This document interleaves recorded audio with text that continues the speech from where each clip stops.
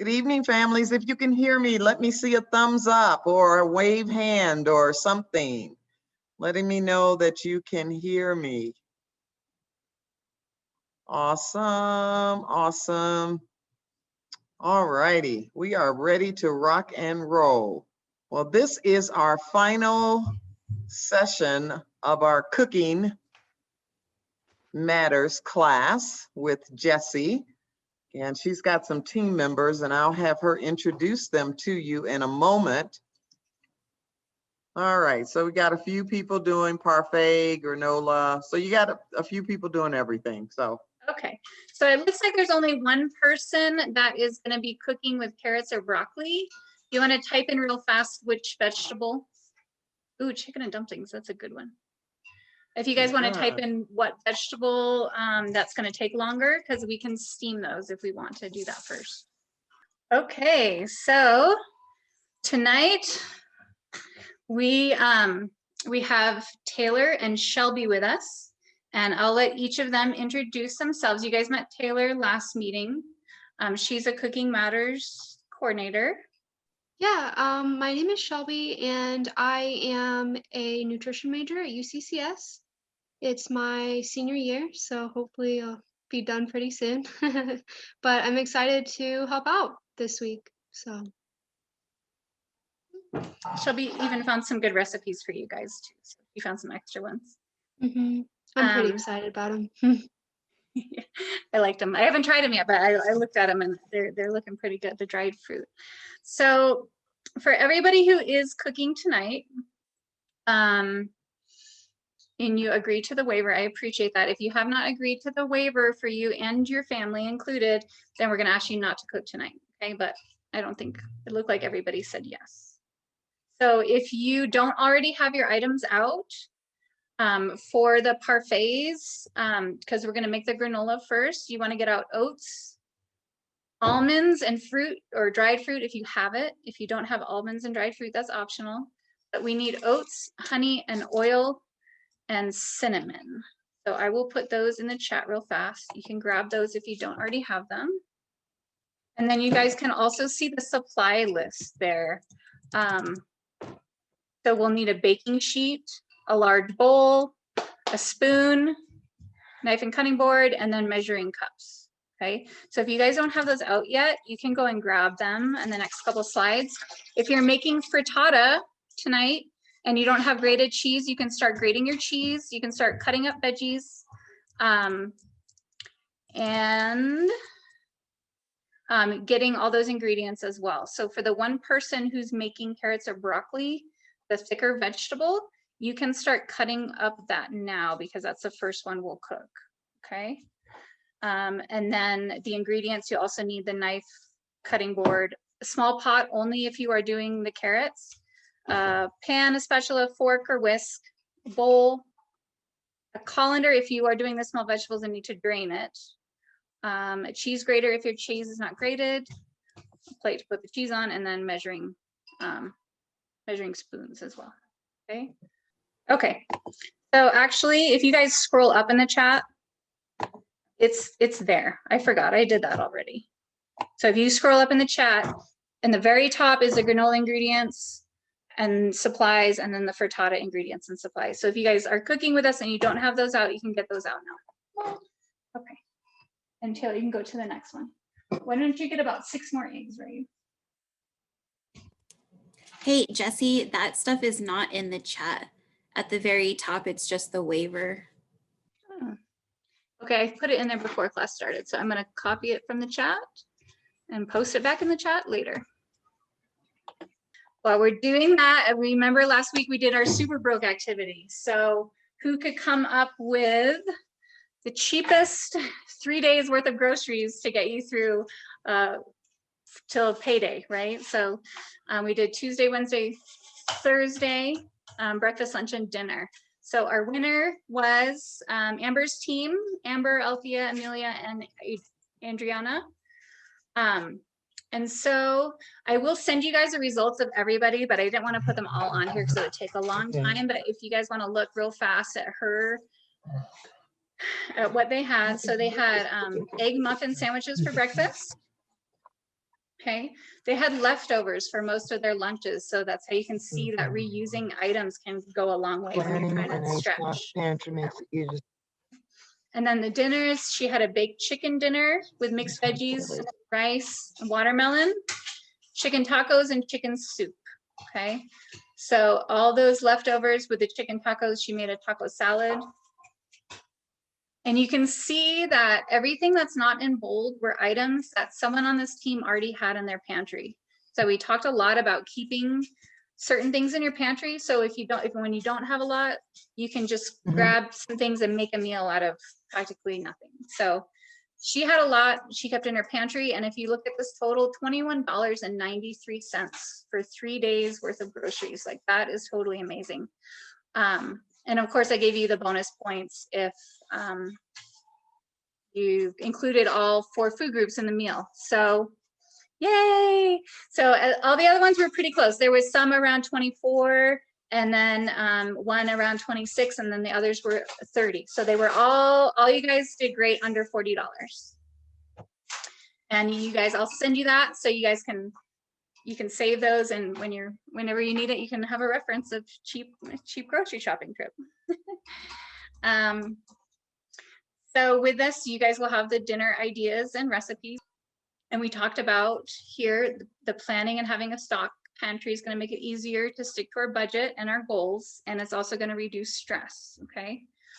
So the last thing we're going to talk about is when we haven't planned out those meals, having stuff on hand that we can do real easily. So often the snack options make good breakfast options. You guys think about muffins make good breakfasts, make good snacks, hard-boiled eggs, parfaits, things like that.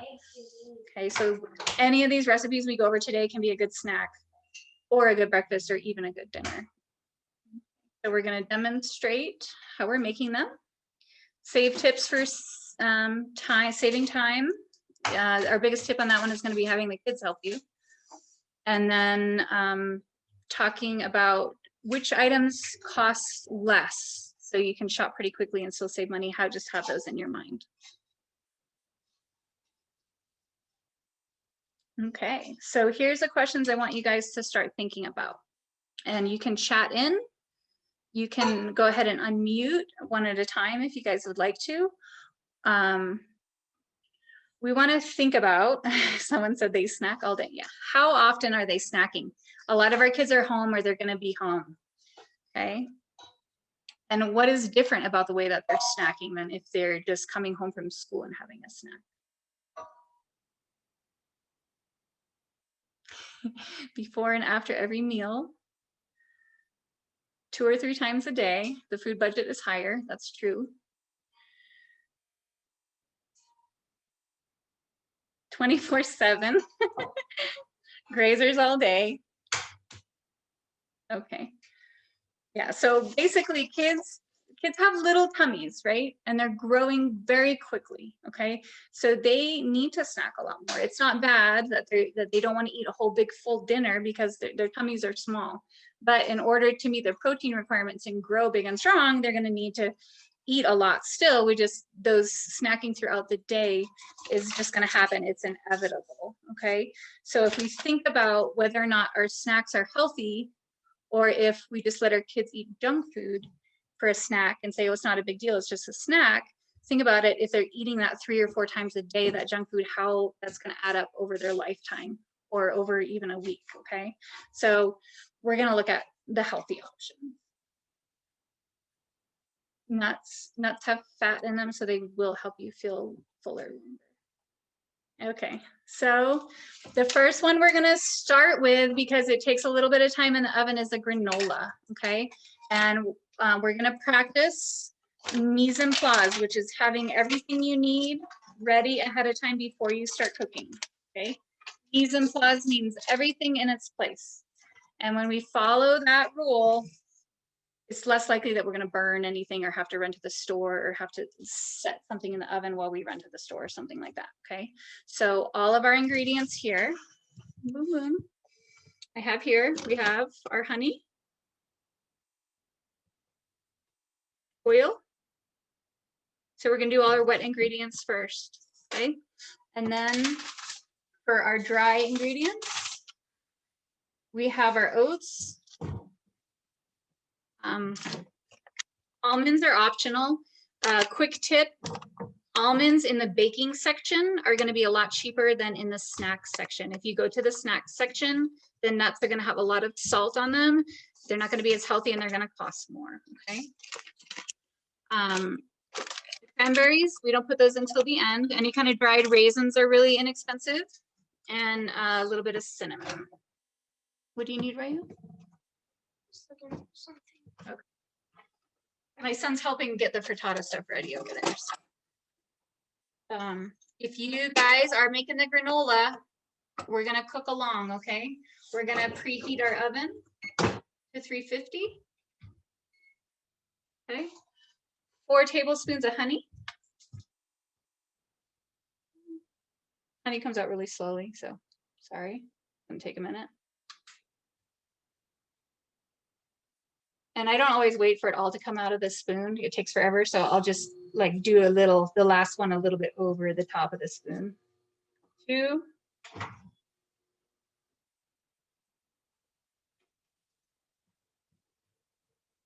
3. Honestly, getting the honey out of the jar is probably the longest part of this whole recipe. This recipe goes really quickly, and it will save you a lot of money on cereal and buying granola and granola bars. Okay. Miko, can you hold this spoon for a minute? So since my spoon is all covered in honey, Miko's gonna hold it for me so that it doesn't drip all over my whole kitchen, okay? And then 2 tablespoons of oil. Okay, 1.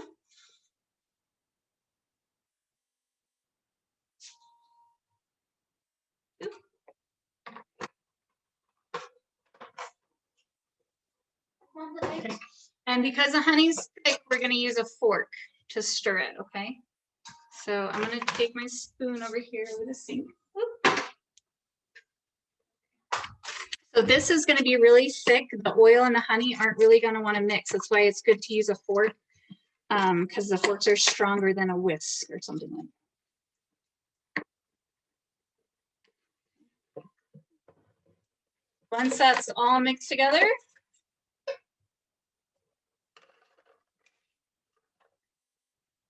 two cups of oats. Okay. And so if you guys remember, oats have all that good fiber that's good for our digestive system and our heart.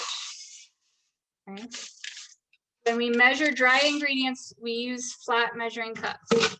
It gives you a more accurate reading. When you use the Pyrex cups like this, these are for liquid ingredients, okay?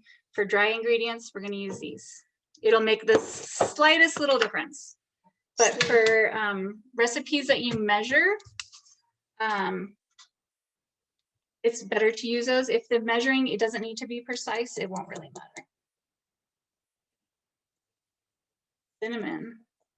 Cinnamon. That's, I think, about a half a teaspoon, but I like to put a little bit more. Okay.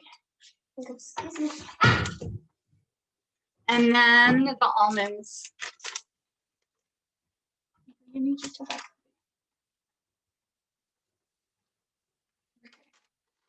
So it says 4 tablespoons of almonds, but my tablespoon has honey all over it now. So I'm going to put in about, this is a half a cup, a quarter cup.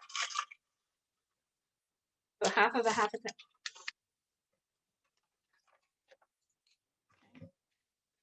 And it just gets stirred up.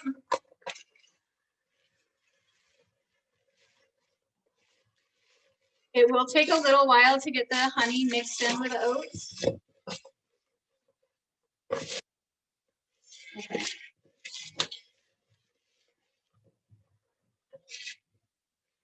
Once everything is sticky, like you can see, it's all kind of, even the loose oats are kind of sticking together now. We're gonna put it on the baking sheet. But what I want you guys to know, okay, this baking sheet is new. It's one of those, they say non-stick pans, and it's dark, okay? So with this sheet, when I put my oatmeal in, I mean, my granola in, I'm gonna check the timer every 3 minutes, okay? If you have one that isn't new, a little bit older, and maybe the Teflon isn't as dark or whatever on it, you can check the granola every 5 minutes. So I literally, I set my timer for 3 minutes, because this recipe, it cooks so fast that it'll be burned before you know it. So set your timer and check it every 3 to 5 minutes. So for this dark sheet, every 3 minutes is what I'm gonna do.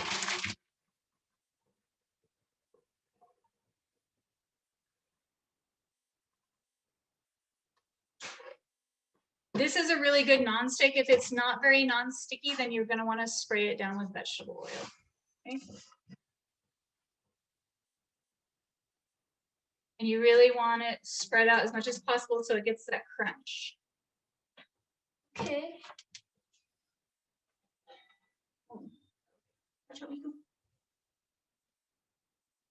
Okay. 1 second. Excuse me, please.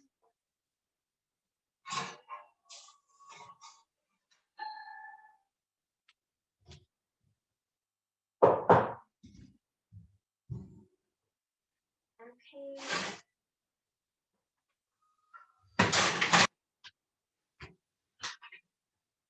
Okay. So that one is super easy to get started, okay?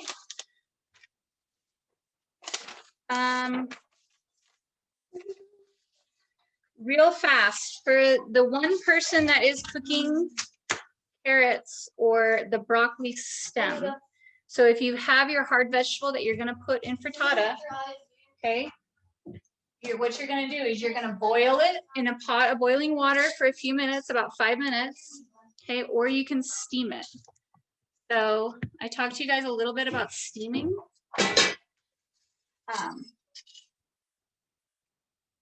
These little steamer baskets, these are kind of old fashioned, but they're only about $3 at Walmart, okay? And then there's the little legs on them, so you put just enough water in the bottom of the pan so that the water's not actually touching the vegetables. And then you're gonna chop up your carrots into little tiny pieces and throw them in here to steam them, or if you don't have one of these baskets, you can just boil it, okay? If you're steaming it, it needs a cover. If you're boiling it, it doesn't. Okay, and while the granola is cooking, we will go on to our next, we're gonna do a little activity. Does anybody have any questions before we go on to the activity?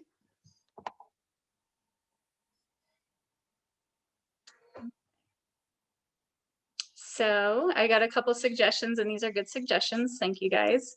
If you use your oil first, the honey will fall right off the spoon. But of course, I didn't think about that ahead of time. And then heating in the honey in the microwave for 5 seconds will make it easier to blend. So yeah, I have some honey here that I didn't use because it was so hard. But yeah, you can microwave it to make it softer, or even put it in a cup of hot water. Any other granola questions? Okay, I'll let you guys take it away then. Perfect. So we are going to do a little activity to look at what's in your snacks. So I need 3 volunteers to run to their pantry and find 1 packaged snack and 1 bottled drink. And we're just going to look at what's in those. And everyone else, feel free to follow along with an item of yours as well. But whoever wants to volunteer, go ahead and either unmute yourself or just type it in the chat here.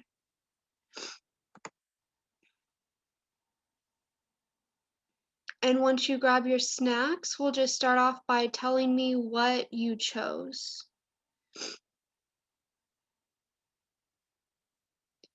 All right, so it looks like we've got a Craisins trail mix.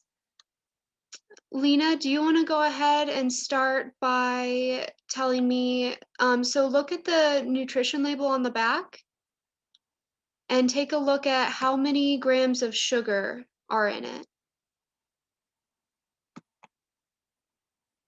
All right, so 13 grams of sugar. And then we'll go ahead and take a look at the trans fat. And if it says 0 trans fat on it, they sometimes hide that by saying hydrogenated oils. So if it says 0 trans fat, just look at the ingredients below. And if it has hydrogenated oils, go ahead and type in yes. Okay, no for Lena. Cat. And then go ahead and look at saturated fat and how many grams that has in it. So 2 grams for Lena. And then finally, we'll look at the sodium in that. Okay, 55 milligrams. And then Tabitha has a Slim Jim. Hey, Shelby, I have a quick question.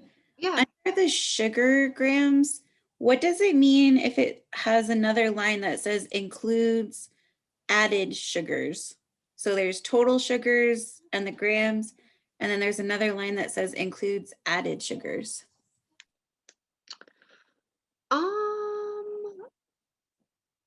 I would assume, I can answer that if you want, Shelby. yes, please. Okay. So in this year, they updated the nutrition label. So it's kind of cool. So the total sugars is exactly what it sounds like. So it's just the total amount of sugar in there. What we really want to pay attention to though is that added sugar, because that is the amount of sugar they're adding to it. So some of that sugar is naturally occurring, like if it has fruit in it, or like some like dairy products have sugar in them already. So we don't really we're not super worried about that since it's natural and has other benefits. And so the added sugar is what you really want to pay attention to. Does that answer your question? Yeah, definitely. Thank you. All right. And then the Slim Jim had 1 gram of sugar.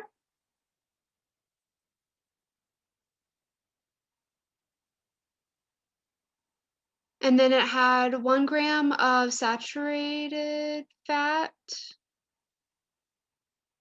Tabitha, do you know if that said whether it had trans fat in it at all? Oh, I see. I see. No trans fat. No trans fat, no.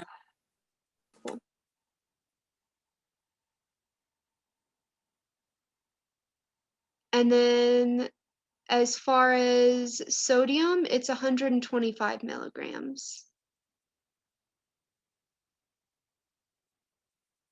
Ooh, fair.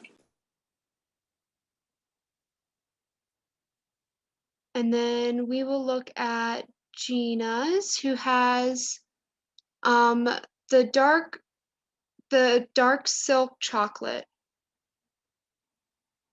And then Gina's had 21 grams of sugar, 0 grams saturated fat,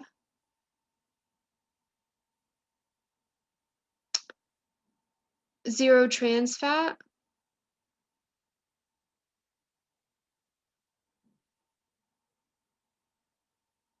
and then 160 milligrams of sodium.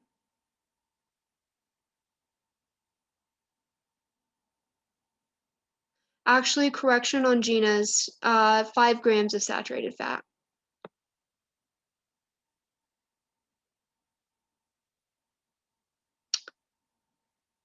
All right, and then for the drinks, Jessica said that she has an Izzy. And then Jessica, I'm not seeing another message. How much sugar was in that Izzy? Sorry, I didn't put it on there. Sugar, it says 19 grams. Okay.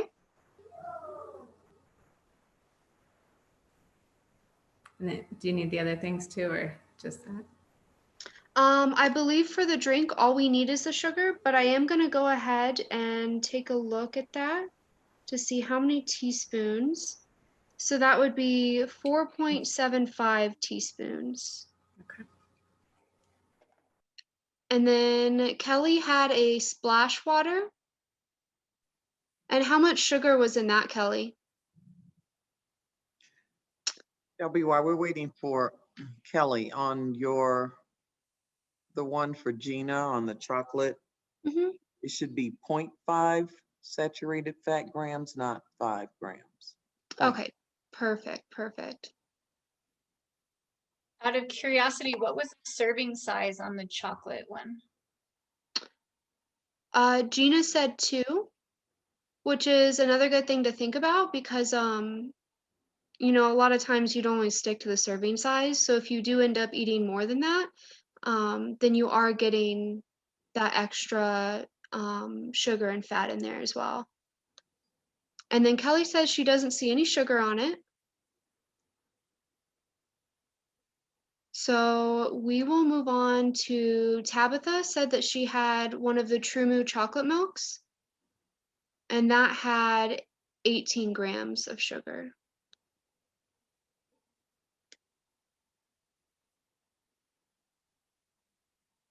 Which will come out to 4.5 teaspoons.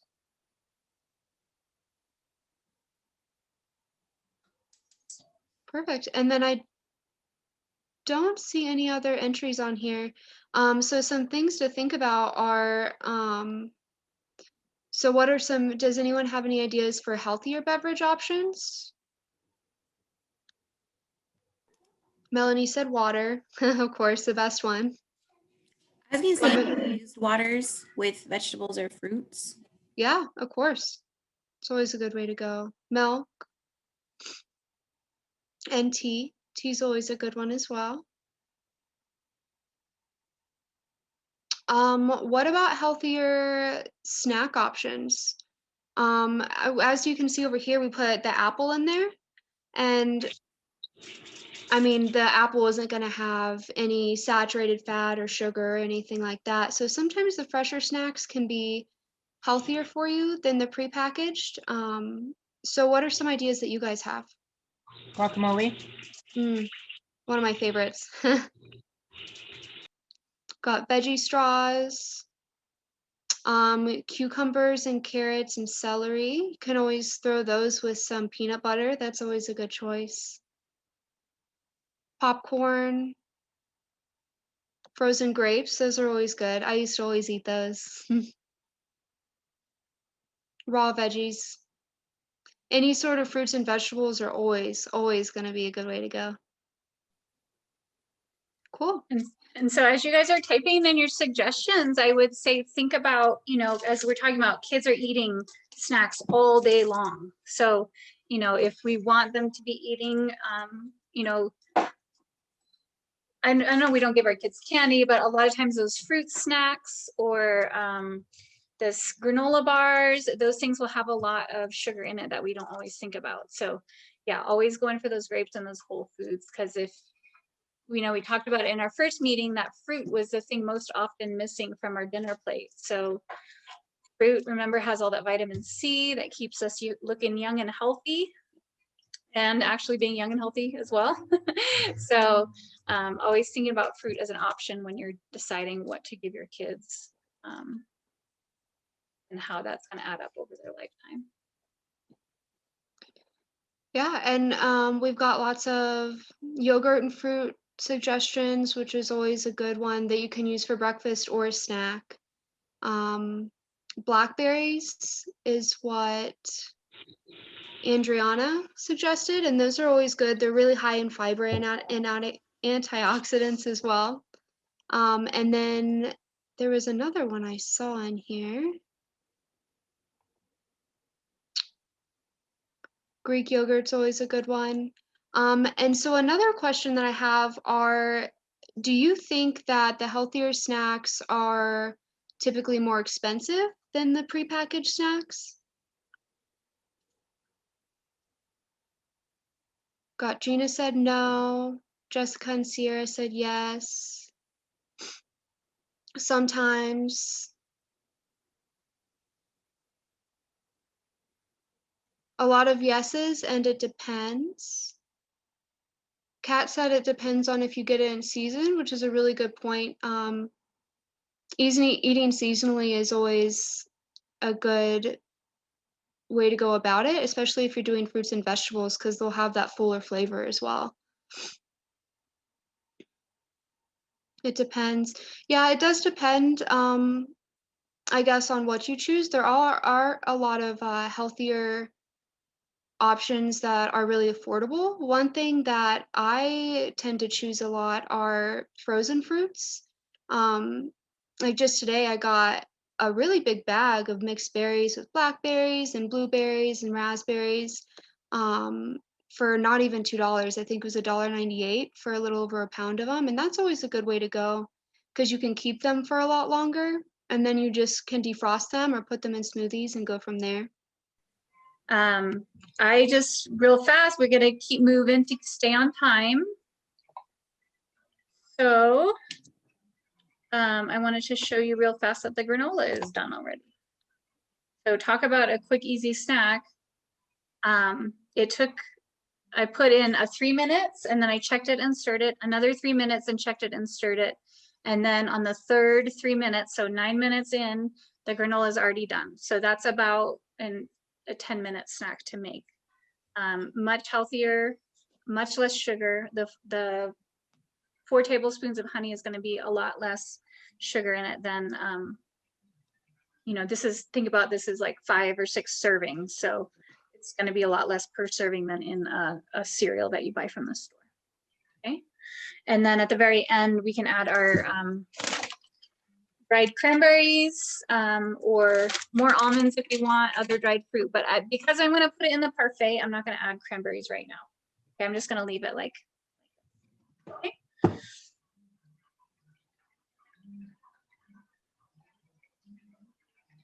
You guys had a bunch of really, really good ideas.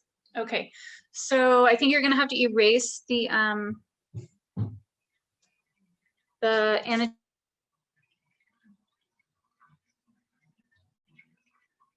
have been doing.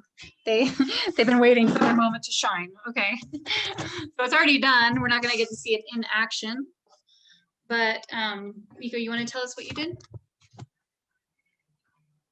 Okay. What did you do? What is this here?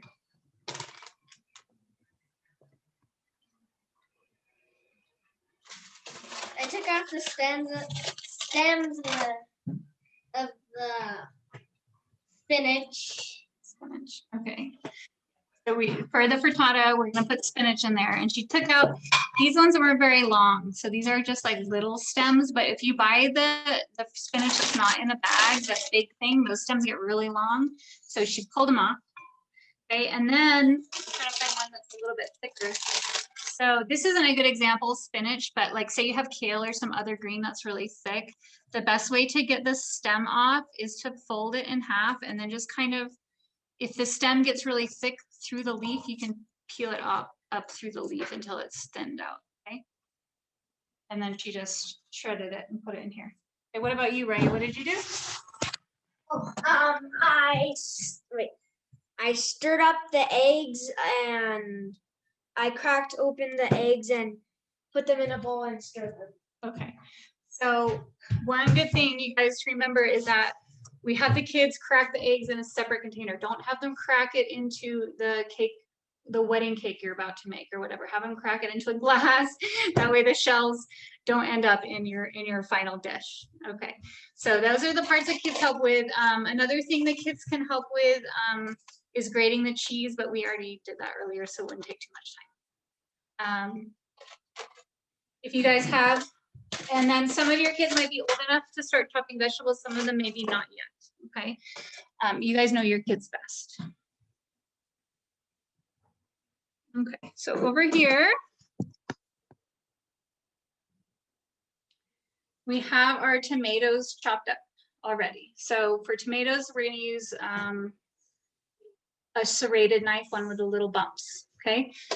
If you guys have a really sharp knife and are really good, you can have a sharp enough knife that will cut through the skin of the tomatoes, no problem. But a lot of times it's easier, you know, to open it on the inside and use a serrated knife and cut on that fleshy side, okay? If you guys are cooking along with a frittata, now is the time to get out your vegetables if they're not already chopped up. Okay. So knife safety, when we hold our knife, we're not gonna hold it like this, okay? This can tire our fingers out, okay? We're gonna hold it like by the handle, and if you want more control to hold on the blade, you can pinch it right here, okay? Keep our tip of our knife on the board, okay? And then just this little area where it starts to curve is where we're gonna start our cuts through, okay? So I'm doing tomatoes, green onions, and spinach for my frittata. You can throw anything in a frittata. Cool thing about the little onion sprouts, I won't do it now because it's winter, but in the summer you can put these in water and grow brand new onions out of them. You won't have to buy them if you keep doing that every time. Okay, so it's a down motion and a forward motion at the same time. Down and forward. Okay, our other hand, our fingers are going to be out of the way. Even our thumb is going to be tucked out of the way. And if you have a hard time remembering to tuck your thumb, you can turn your elbow out and it will kind of hold it out. So down and forward. And if you get this down and forward motion, see my thing never leaves the cutting board, you'll get it faster.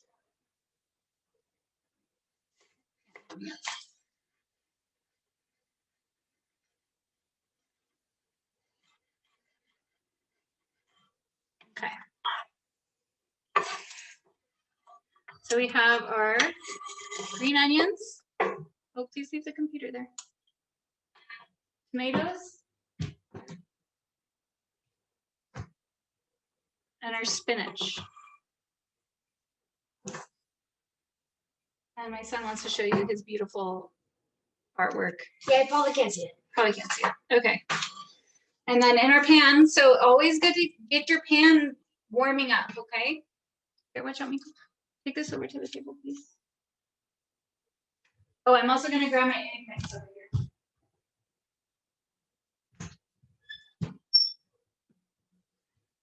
Okay. So the Cooking Matters version calls for lots of onions, but the recipe I chose is not gonna have any of those veggies that take longer to cook. I was trying to think of something that would cook pretty quickly. So in my pan, I have hot oil. I'm gonna throw my onions in first. It's good to get your pan hot ahead of time, but mine is a little bit too hot probably. So I'm gonna keep those moving. The tomatoes, I like them cooked. You can, if you like the fresh flavor, you don't have to cook them. You can put them in at the end, but I like them. I like the cooked flavor. So I'm gonna throw my tomatoes in.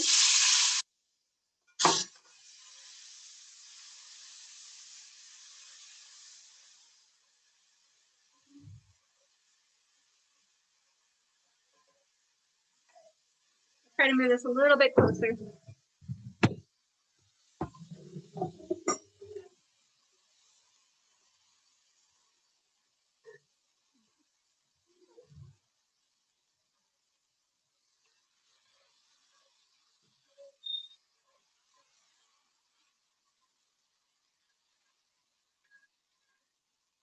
Spinach last. That's going to wilt pretty quickly.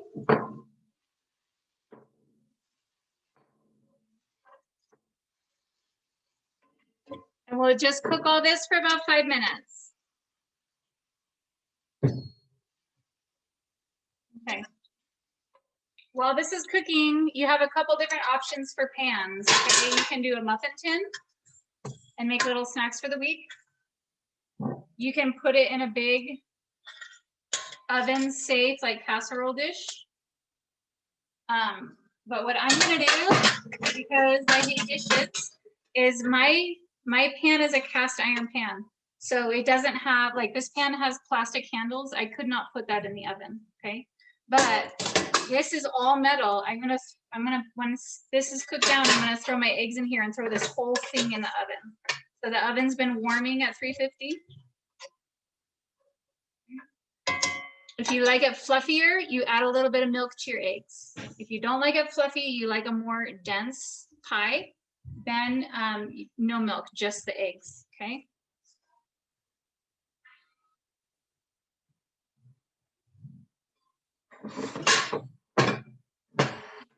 Want some extra flavor, if you're not putting cheese in it, it's okay to put a little bit of salt, and then always put pepper in, whether you're putting cheese or not. Pepper and eggs just go together well. But feta would go really good with this. I'm gonna add a little bit of ground pepper.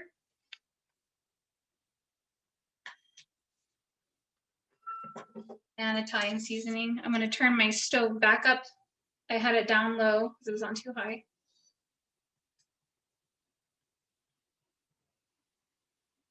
And you guys know if you like a lot of spice or little. If you like a little, follow the Cooking Matters directions. If you like a lot, triple the Cooking Matters directions because there's stuff's kind of bland. Oh. Okay. So we'll see if she can stir this without making a big old mess.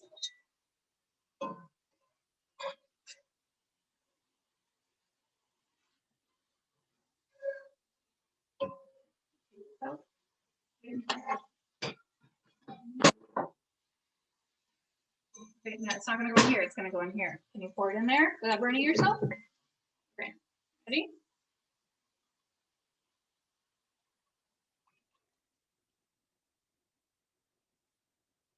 Okay.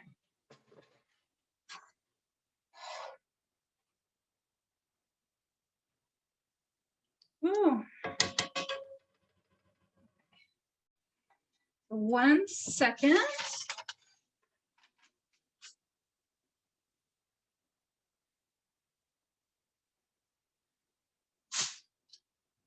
Okay, so I was checking for this big steel cast iron pan. I'm gonna put it straight in the oven. The oven's hot, okay? For this, for a muffin tin, you would put your ingredients first and then pour the eggs, okay? For this one as well, you put all the ingredients in the bottom, pour the eggs on top, and then sprinkle cheese on top. I'm not gonna sprinkle cheese on this yet because it's not quite firm, so I'm gonna sprinkle it about halfway through when it's done cooking, okay? And it'll be beautiful and delicious. Okay. Does anybody have any questions? Is anybody cooking along have any questions?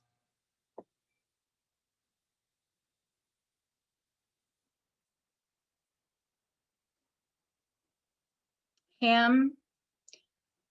Yep, so you guys are welcome. I sent you guys all like several versions of recipes. There's a lot of different versions. Any questions about the cooking part?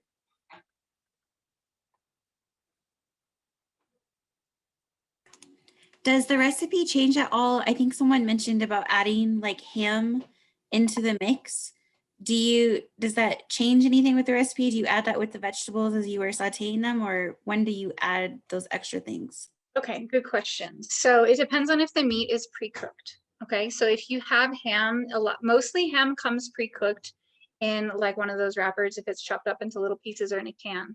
So you can add that in at the very end, okay? If you had a meat like a sausage or something, you would cook that first before you even do the onions or anything, because you want that to be cooked all the way, okay? If it's, but if it's pre-cooked, you can just add it at the end. Awesome, thank you. Yep, any more questions? Okay, no more questions. You can take the spotlight off me now. These are our variations from Love and Lemons. I think that broccoli and feta one looks absolutely delicious. Broccoli is one of those you can often get the kids to eat.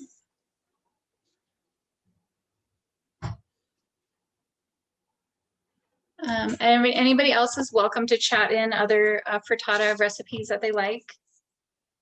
It's funny because I asked my friends on Facebook, what's your favorite frittata recipe? Because I knew this class was coming up. And one friend literally said, just throw everything in the sink or everything in the fridge, and she just throws her leftovers in. And then my other friend said, oh, I like to use Gouda, cremini mushrooms, prosciutto. She listed all these fancy ingredients that I didn't even ever hear of. So For me, like that one probably does taste really good. She's an excellent chef, but for a lot of people, you can just throw whatever you have in there and it comes out good. I actually made this recipe this past week. And Jesse, I did what your friend did, and I had just a bunch of random spices and veggies and some ham that I'd been using in recipes previously. And I put it all in the little muffin pan frittatas, and it worked great, and they taste amazing. So yeah, I'm all for throwing everything in there.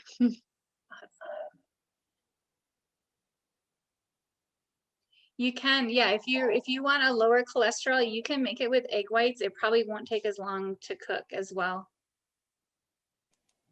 I have Eggs. a question. I always see jarred vegetables like minced garlic or mushrooms and things like that. But I'm Mhm. always afraid of like the sodium and what it's soaking in. But the shelf life is longer. So do you guys have any suggestions about those? Okay, so for specifically like which one? So you're saying like a canned mushroom or something like that? Yeah, they're usually like in a pickle jar, looks like. And Mhm. like minced garlic, or there's asparagus, or there's mushrooms. Mhm. And so I'm just curious, as do people use those? Too much sodium? Avoid, use? So talking about sodium, there's really enough sodium already in our whole foods for our diet to sustain. So we don't really need a lot of extra sodium.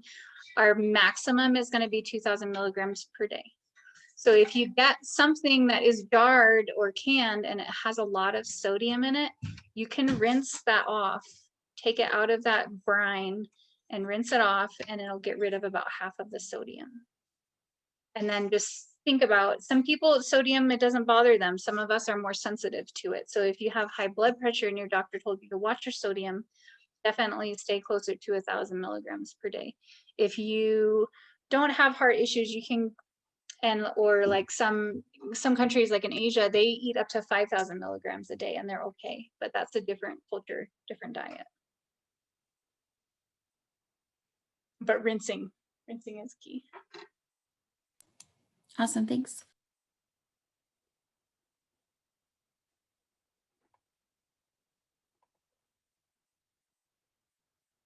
Okay, you guys want to go on to the next slide?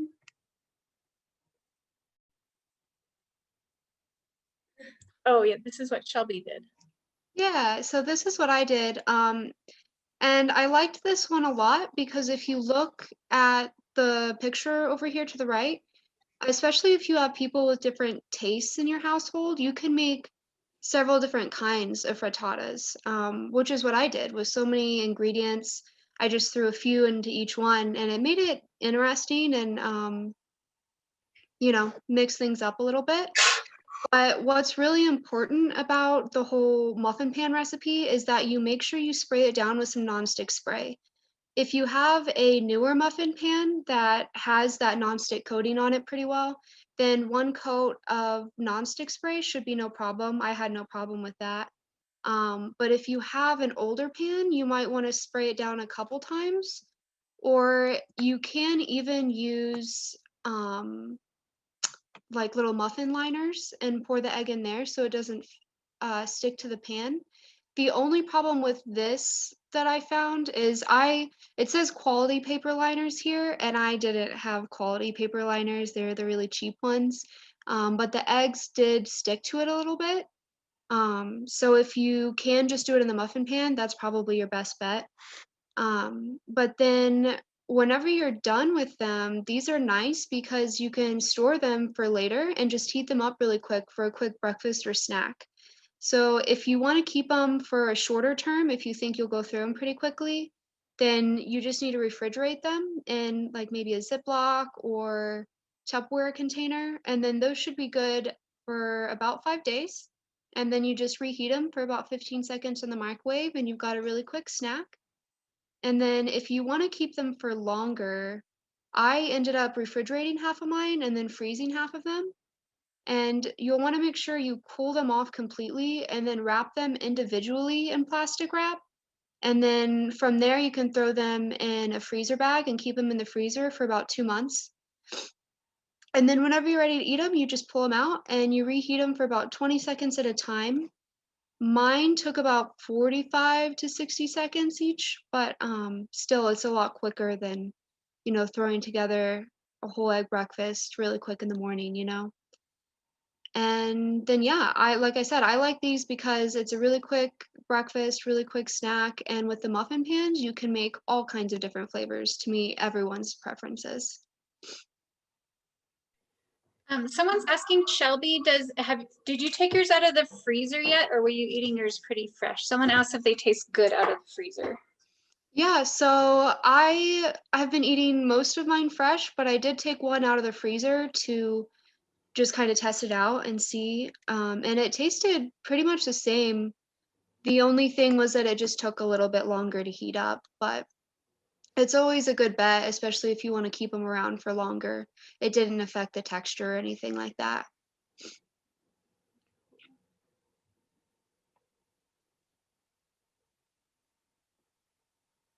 And then Kat also said that she freezes eggs in a casserole and they reheat just fine as well. So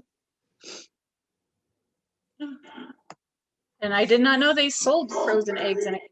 That's interesting. I did not know that. cool. Were there any more questions about the muffin frittatas?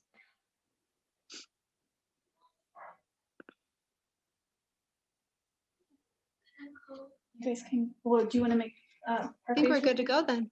Okay. I just want to throw out real quick before I move on, back to the variation slide of the different frittatas. We made the caprese version one time in class with basil, tomato, and mozzarella, and it was really good. So if you like caprese salad, I would definitely recommend giving that one a try. But so the frittata is a really good snack or breakfast. If you guys want to remember back to the first week when we talked about My Plate, can anyone tell me real quick what food groups are in the frittata that Jessie made?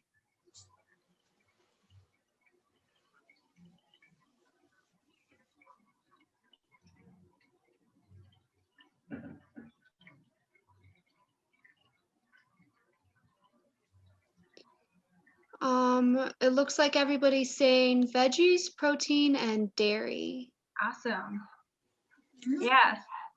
So I think a lot of the times people think that eggs are in the dairy section just because in the grocery store they tend to be with like the milk and cheese and things like that. But eggs are a really good source of protein. And then of course, Jessie added a lot of really good vegetables to hers and some cheese if you're adding that feta in. So whenever we're making a breakfast, I would recommend trying to get at least 3 food groups into your breakfast. So the frittata is a really great example of how you can easily do that.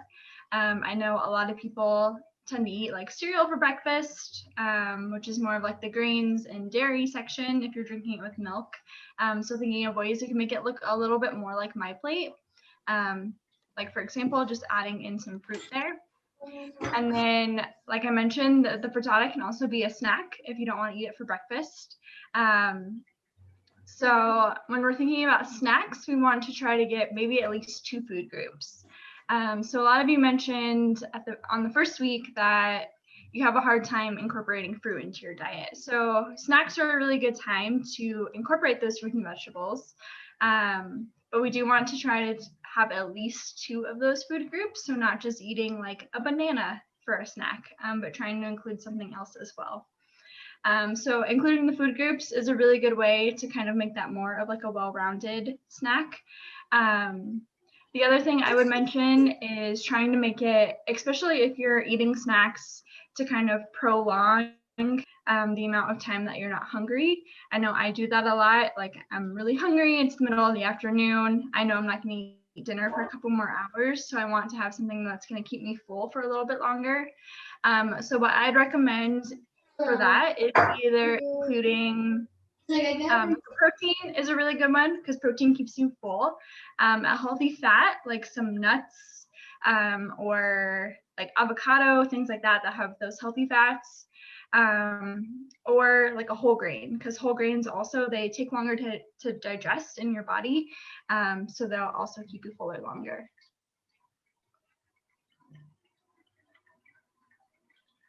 Sorry, I'm just reading the chat real quick to see if there are any questions. We did have a couple quick side comments about the tomatoes. So tomatoes are fruit. So in Jessie's frittatas, she actually does have fruits, vegetables, protein, and dairy in there. Awesome. So if you wanted to eat your frittata with a piece of toast, and then you'd have all 5 food groups really easily. Or you could also turn your frittata into like a quiche and make like a crust and put all of those ingredients inside of it, and then you'd have all 5 food groups as well. Or you could eat those grains later in the day if you didn't want to do that. So thinking about snacks and trying to get at least 2 of those food groups throughout the day. Can anyone think of a protein, a dairy, or a grain to pair with apples or bananas to make a more My Plate friendly snack?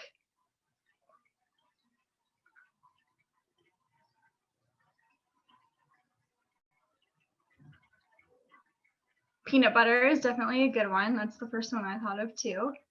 Cottage cheese, boiled eggs, nuts, honey.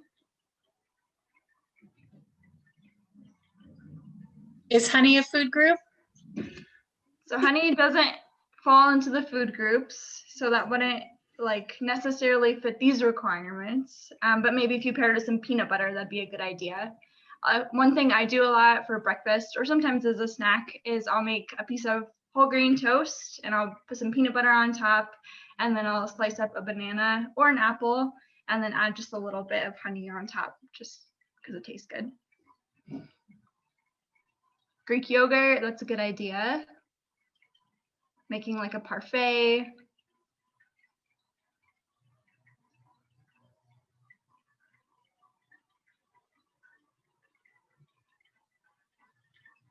Yeah, so those are all really good ideas.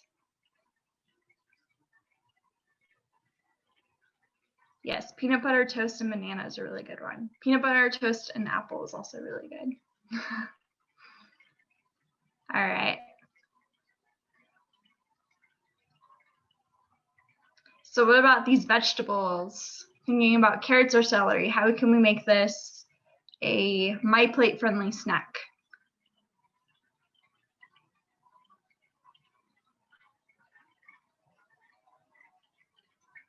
Hummus is a good one. Cheese.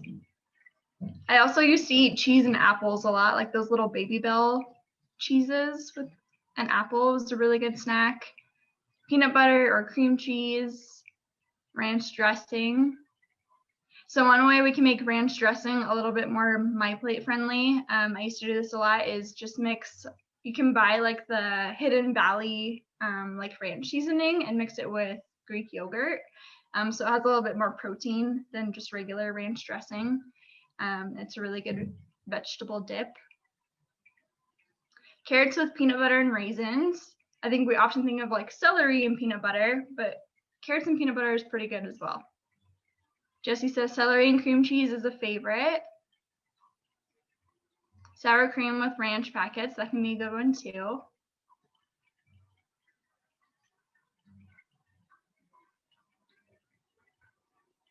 Carrot muffins with pineapple, that's a great one. I think we have a recipe in here in just a little bit that is basically that, and it is probably like one of the best recipes that we have.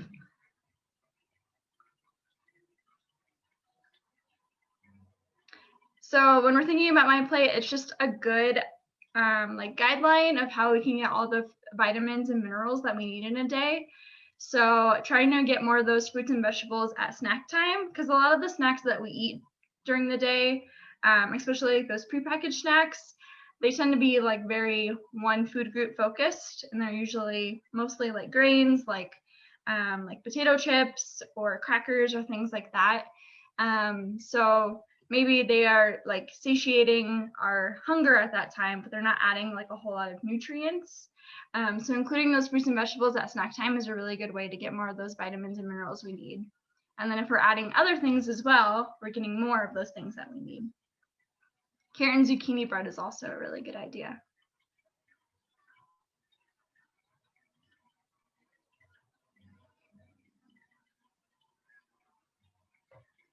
So I think Jesse's gonna make another demo real quick, but smoothies are also a really good snack or breakfast. I think we think of smoothies as mostly a fruit thing, but it's really easy to throw vegetables in there and not even know it, or even add grains. So we make smoothies with like kale or spinach a lot, and even though it kind of like tints the color a little bit, you really can't taste it, and you're getting all of that really good green nutrition in there. And then you can also add like oatmeal or flaxseed and get those as well.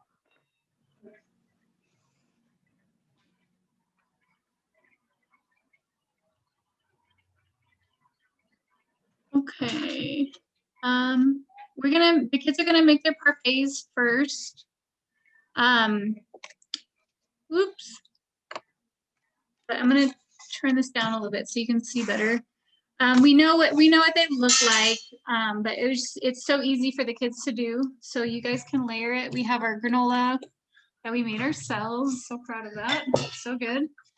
And then we're just gonna layer it with yogurt. Go ahead, you guys can start. This is a light yogurt. So this yogurt only has 5 grams of sugar, even though it's a vanilla yummy flavor one. When I looked at the regular yogurt, it had 19 grams of sugar in it per serving. So this light, it doesn't have any artificial sweeteners. It really just has less sugar.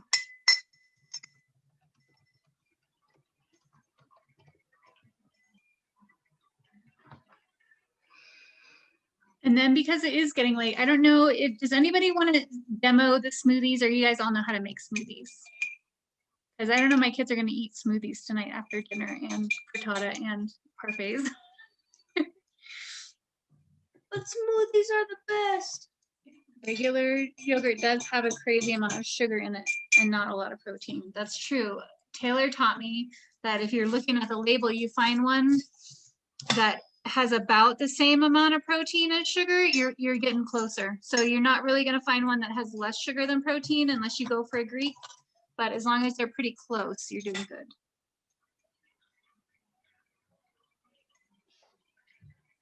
Okay, I'm gonna look at the chat. If there's anybody who wants to watch me make the smoothie, let me know. Otherwise, someone said they can pass on seeing the smoothies. Okay.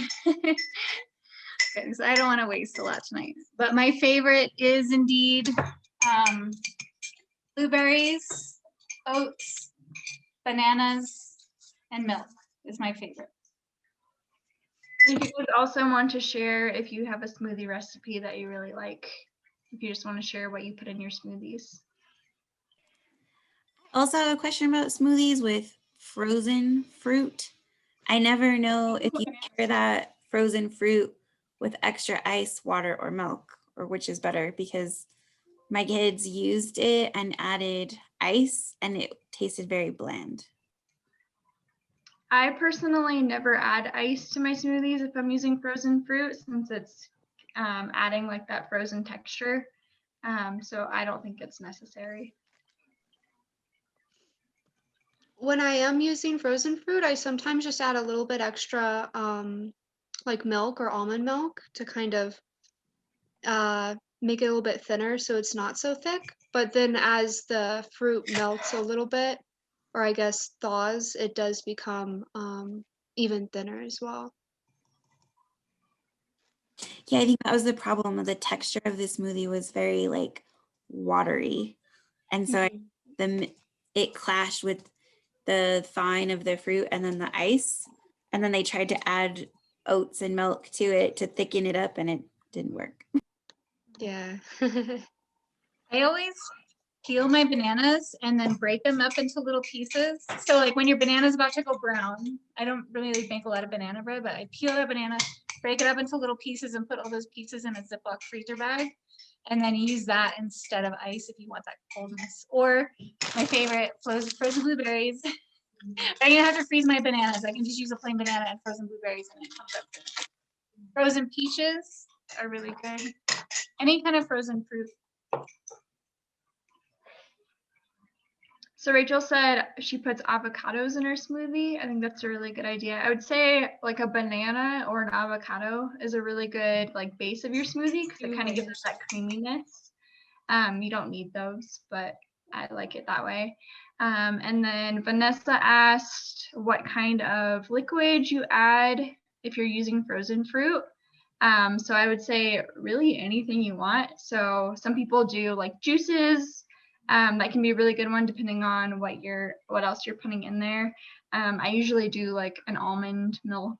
But you could also do regular milk or really any kind of milk that you like. Or sometimes I also do coconut water if I want it to So be, like, what's the creamy. proportions of fruit to liquid to anything else? So I put all my fruit in the blender and whatever's in there, and then kind of like not smash down flat, but just so it's kind of condensed. And then I just cover that with whatever liquid I'm using. Even if a little bit of fruit is sticking out the top, if you like it a little thicker, it's okay. But you want it to be enough liquid so that the blender doesn't just freeze on you. If the blender is freezing on you and it's not moving anymore, then add more liquid and shove some down in the bottom and press go again.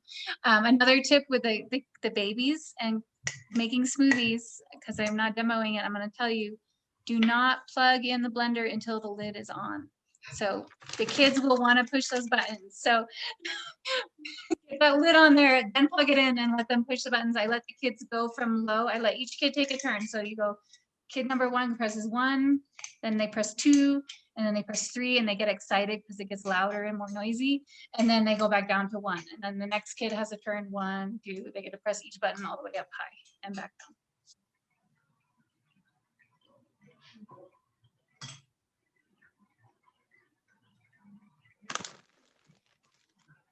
Ava said frozen fruit is cheaper in bulk at Costco.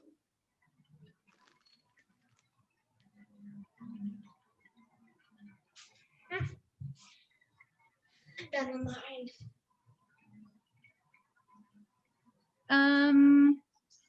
Taylor, let's skip over the videos. We got about Never 40 mind. minutes left. So we can come back to the videos if there's more time. Real fast, Miko wants to show you her layered parfait. I stir it up. Ryu blended his all together, so it's not pretty anymore. But the kids can make them pretty and they'll love it. They'll love doing this. Okay, hey, you guys have it back. You can eat it now.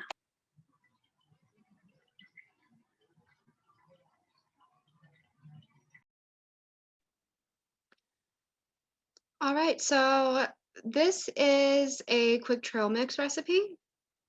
It's nice if you make it yourself because that way you know exactly what you're putting in your trail mix. And a lot of times you can avoid that extra sugar, fat, and salt in it. And it's fun because it's something that you can get the whole family involved in. You can let the kids make their own by putting out different ingredients and letting them kind of make their own little snack bags of it.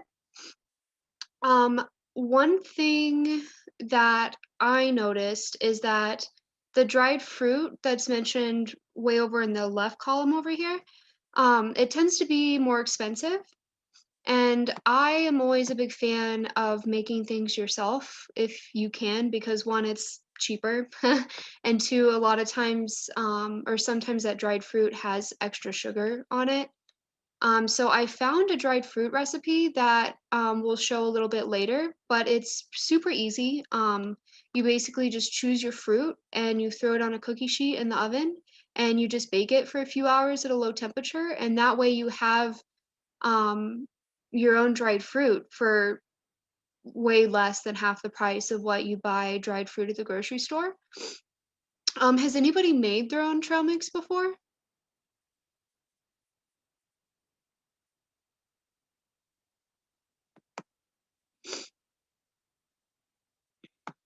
Gina and Ashley say yes. Andriana says no. A lot of yeses. Melinda said it was really good.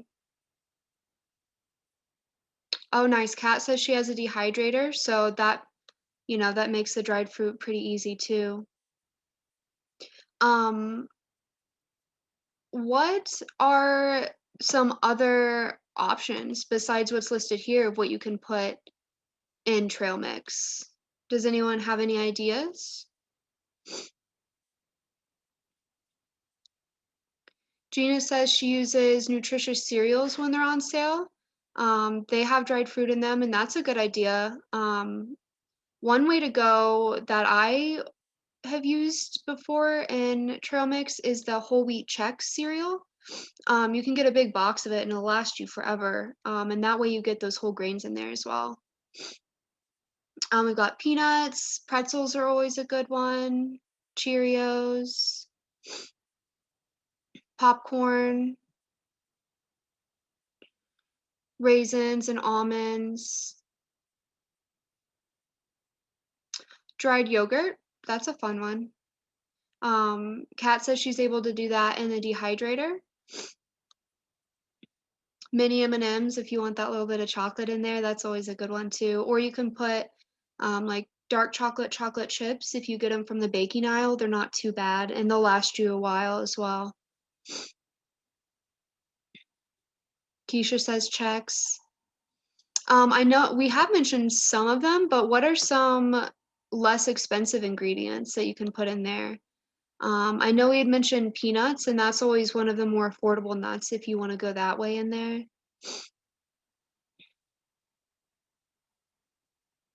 Pretzels and raisins, those are always good ones. Golden raisins.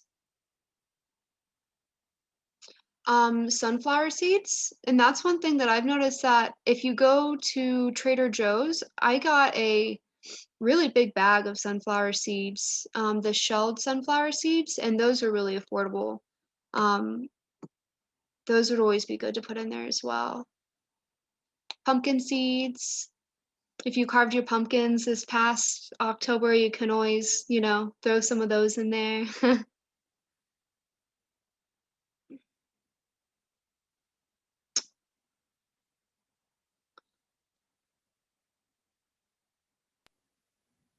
So I wanted to point out, a lot of people mentioned seeds. Seeds are a really good source of those healthy fats. So we think of nuts as like a good option for protein, but don't forget about seeds, because seeds are super good for you, really. Any kind of seed, sesame seeds, those little sesame seed sticks. Pepitas, those pumpkin seeds, are super good right now for your immune system because they have selenium, vitamin E, vitamin C in them. So that's a really good one just to, you want to get in your kids anyway because it's so good for them.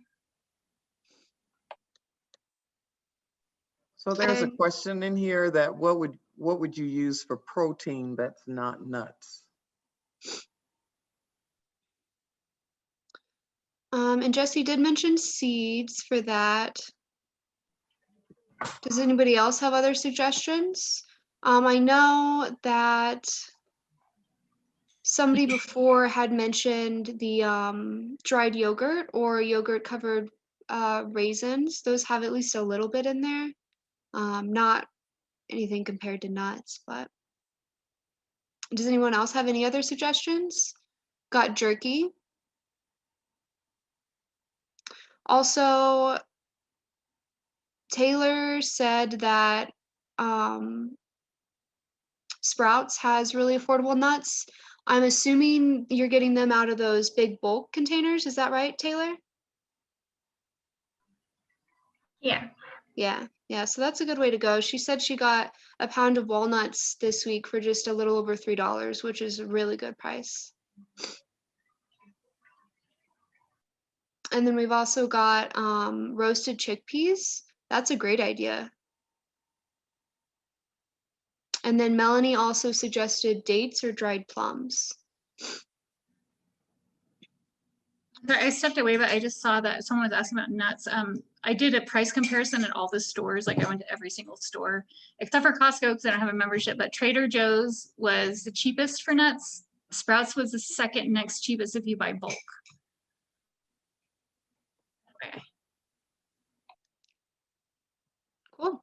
So yeah, trail mix is a great way to, first of all, get everybody involved and kind of make their own snack. But it's also nice to make your own because that way you can kind of decide what you want in there. I know that somebody had mentioned that they had nut allergies in their family.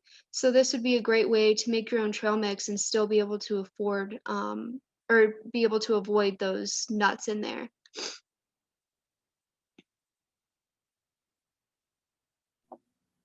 Real fast, you guys, I don't want to keep interrupting you. I'm sorry, but my kids want to eat all the stuff we made. So here's the frittata. It actually looked kind of cool without the cheese because you could see the tomatoes through it and the onions through it. Right now, you kind of just see the white cheese on the top, but yeah, I don't eat eggs. I don't like them, but my kids are going to tell you how good it is in a minute. Okay, go ahead. Yeah, so this is just that dried fruit recipe. Like I said, it's super easy. This one uses pineapple, strawberries, banana, apple, and mango, but you can use whatever you want. It says that in here, like the thicker and juicier fruits are going to take a little bit longer, so just keep that in mind. But basically, you just slice them to however thick or thin you want them. It's optional to just put a little bit of lemon juice on there, and that helps preserve the color if you want them to look pretty after they're dried. And then just bake them at a low temperature. This recipe called for 200 degrees for 3 to 5 hours. And you just check it here and there until you reach the consistency that you want. But yeah, super easy, super affordable. I'm probably actually going to try this week as well. So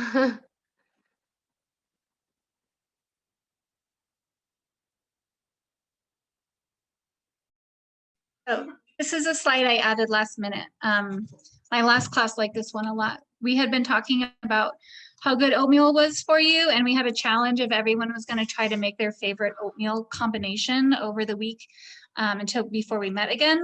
And I was getting ready to be good and make my oatmeal, and I just didn't feel like oatmeal. So I remembered this recipe, and I just threw my oats with peanut butter. I didn't put the chocolate chips in, but I used the honey and the coconut. And that was a really good snack option. That was really, really healthy and good as well. You could put anything in those ones too. Oh, and one thing about this is it says to chill in the refrigerator for an hour or two, but I didn't. The balls stuck together anyway. I didn't have to chill it. But the ones that were left over, I had put in the fridge, and they tasted so much better out of the fridge. I don't know what it was, but they tasted a lot better if you do let it chill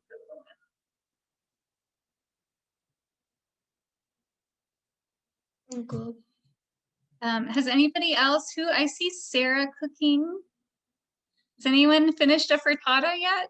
Can we see anybody else's frittata?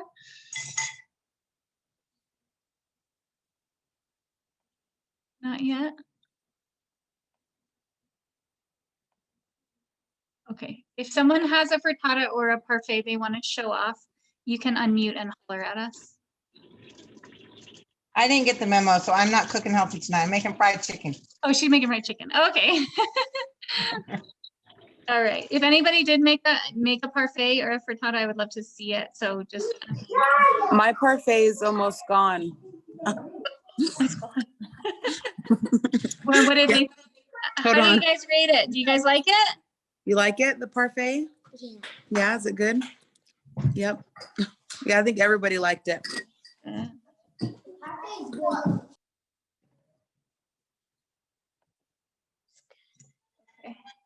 Nico's saying it's good. She gives it a thumbs up. Anybody else out there cooking?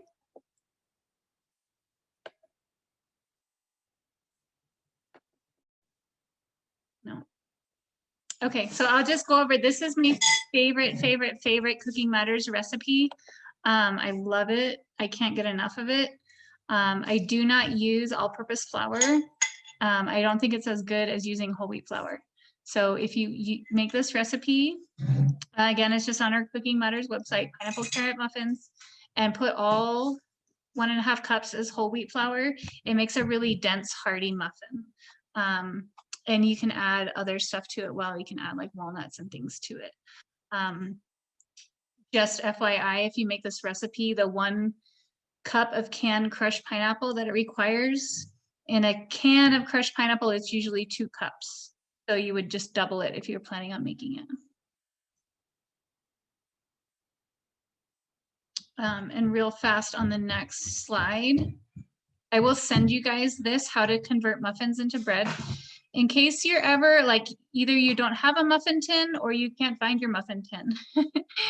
This is just showing you that you can swap the recipes back and forth. What all you guys are gonna need to be doing. It's gonna be, yeah. So. Okay, so we still have a few minutes. Taylor, if you want to go back, there's a few more recipes we put in there. If you want to go back, we have enough time to go over those two.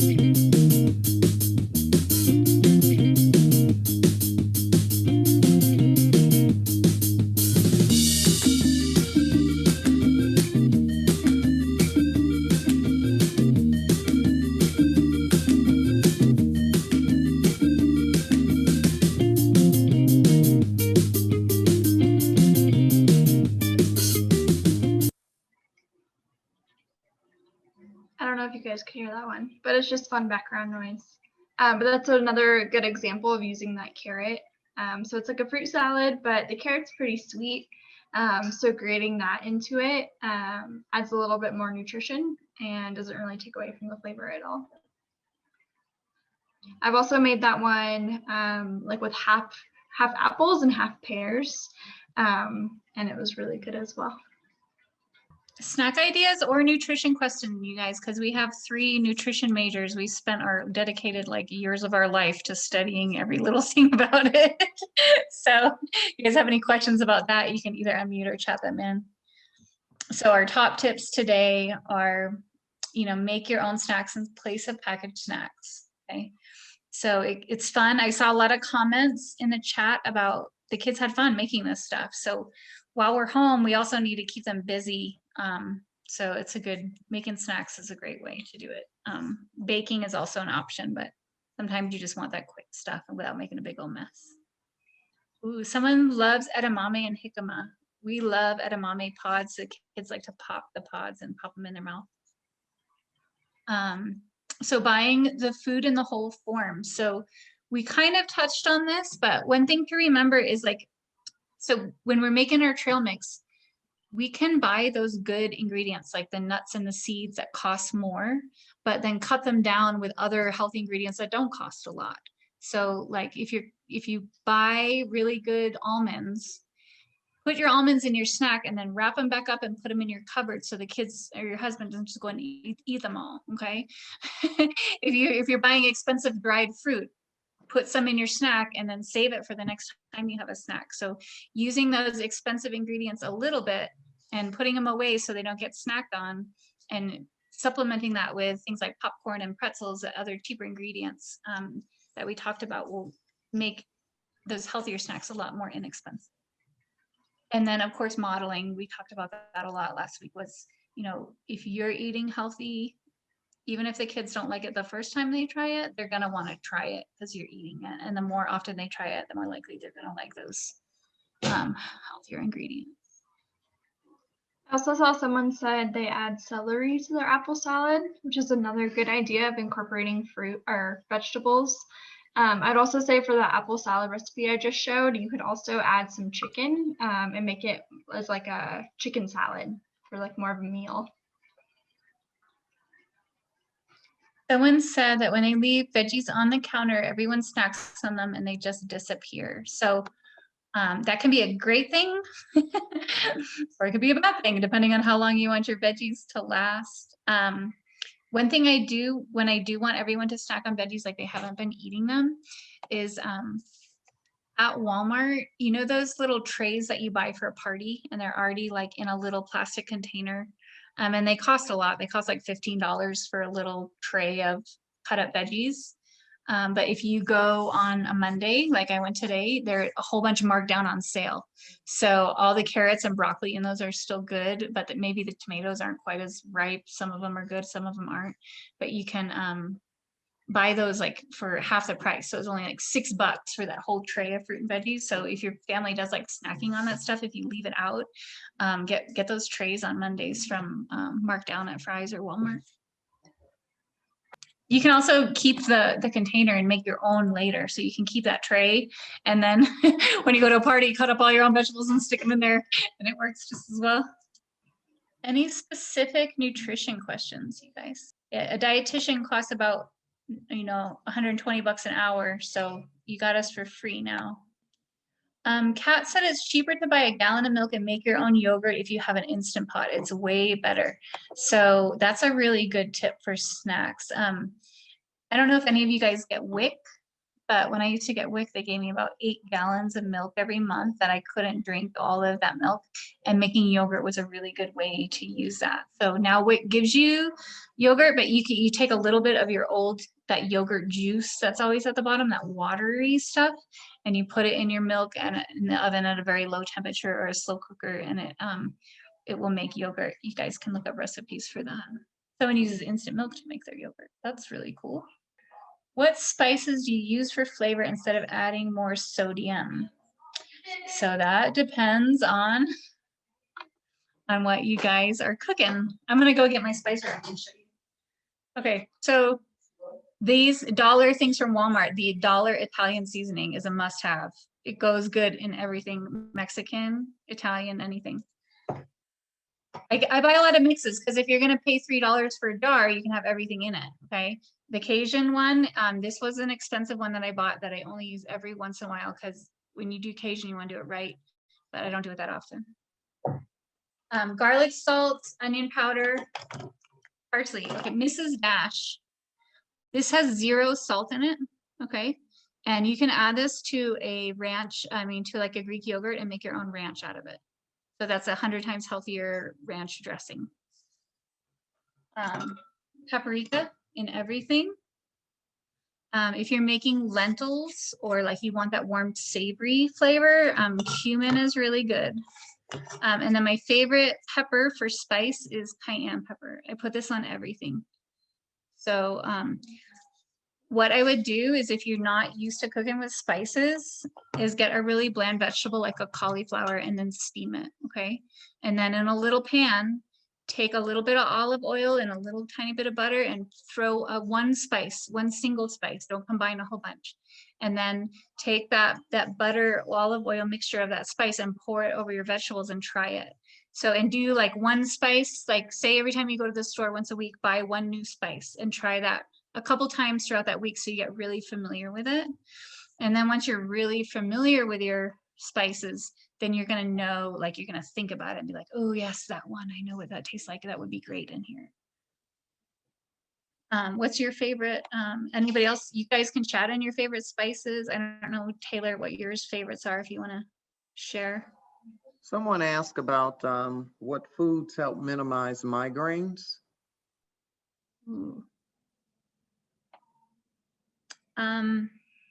That can be very difficult and very different for each individual.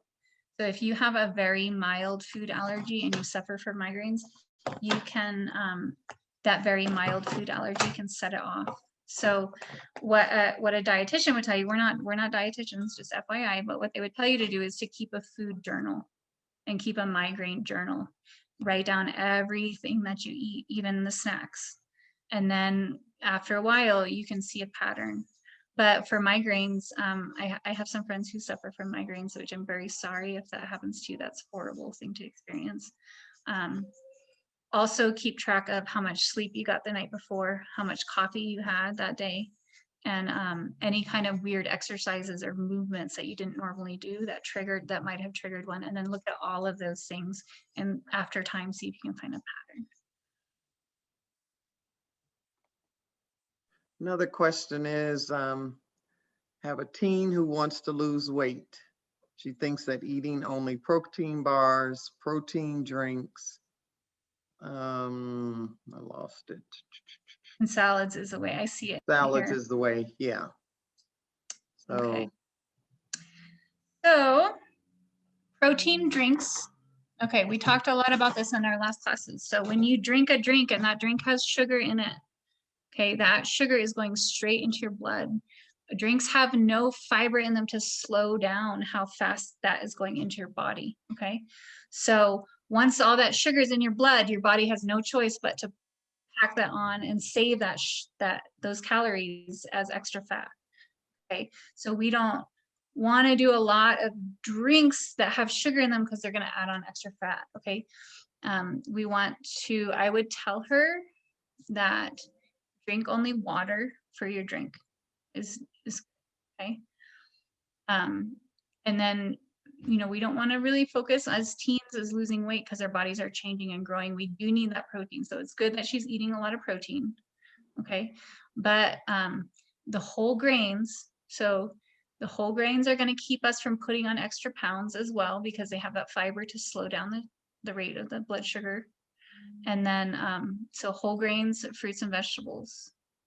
So eating whole foods, drinking only water is going to be the best way to go.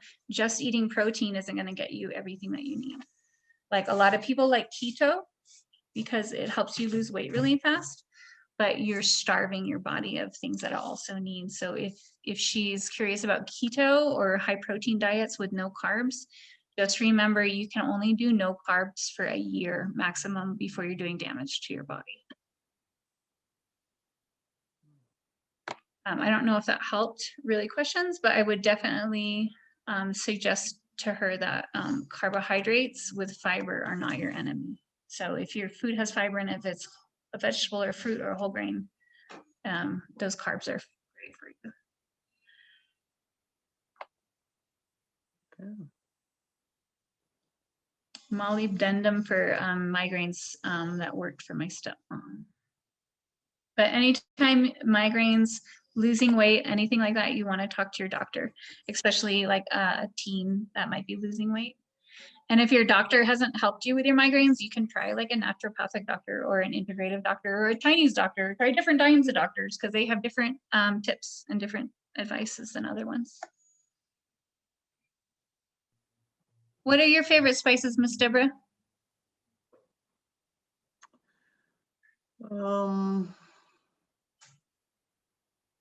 I like cayenne pepper or red pepper and the pink salt if I use it, and then pepper. A lot of times I just use salt and pepper. I may add garlic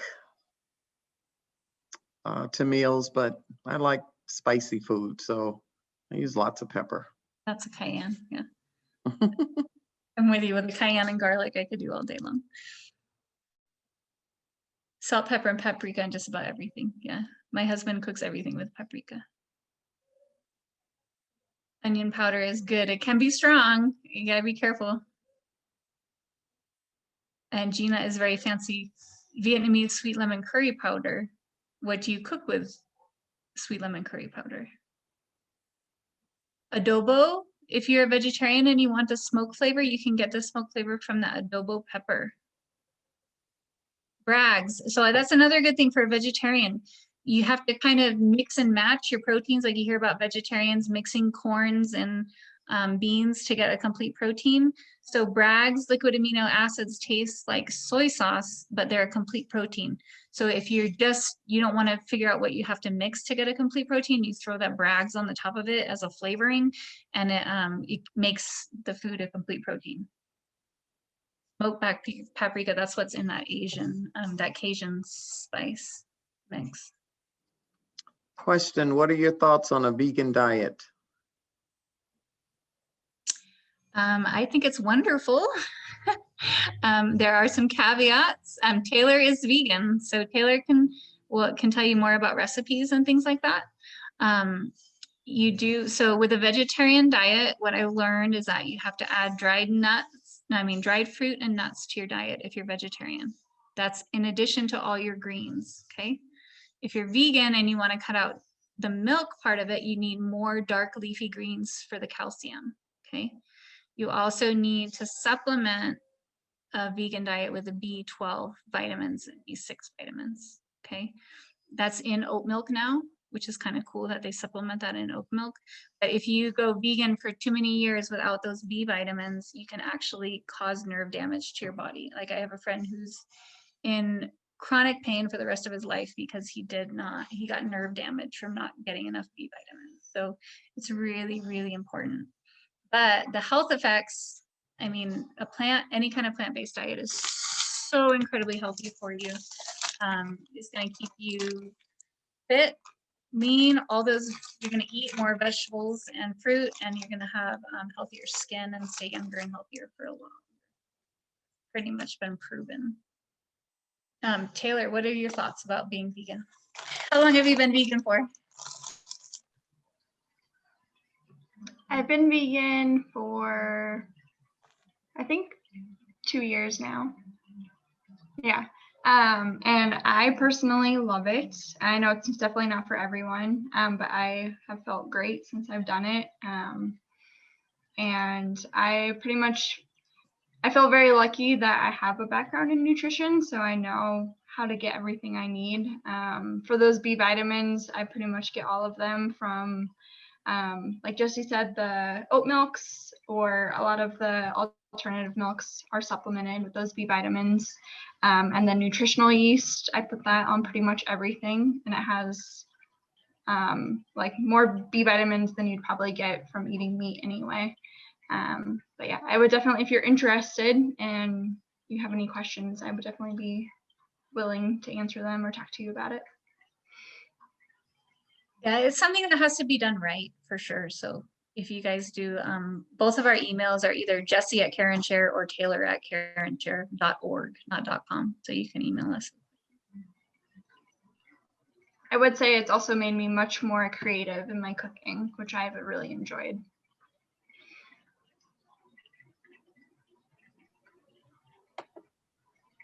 And tofu is a great protein. Instead of meat, any kind of beans or seeds or peas will have protein in them.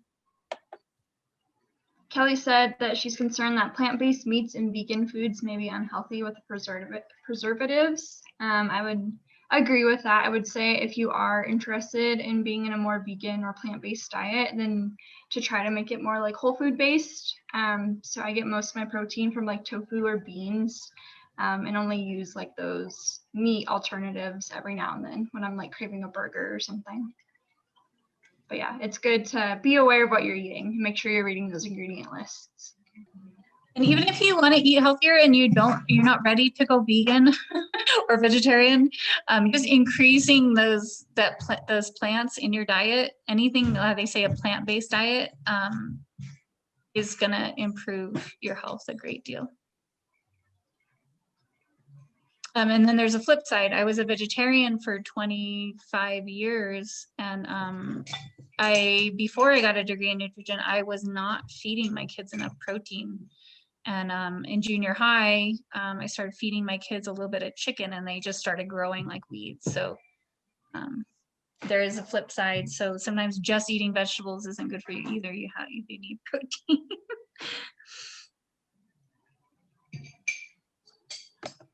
All right, well, let's give this team, Jessie, Taylor, and Shelby, a round of applause because they have done a yeoman's job. So many great ideas. Oh my goodness.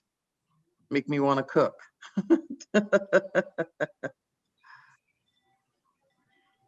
And you guys have seen all this before, but I'm gonna send out an email again I'll send it to Deborah. Deborah will send it to you probably tomorrow sometime with a survey. So I noticed 16 people filled out the survey last week. If all of you could pretty please take the time to do the survey, we would greatly appreciate it. I know it's hard to do one after every class, but that's just the way things are with online programming.